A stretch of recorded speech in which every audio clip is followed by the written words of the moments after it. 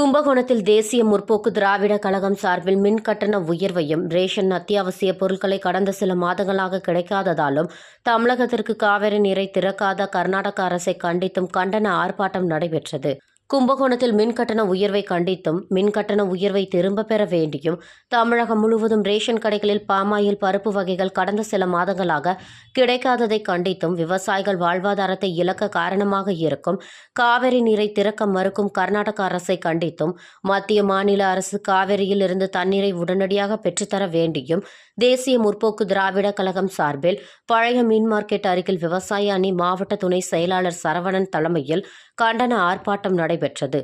இந்த ஆர்ப்பாட்டத்தில் மாவட்ட செயலாளர் சங்கர், தொகுதி செயலாளர்கள் அழகர், அன்பு,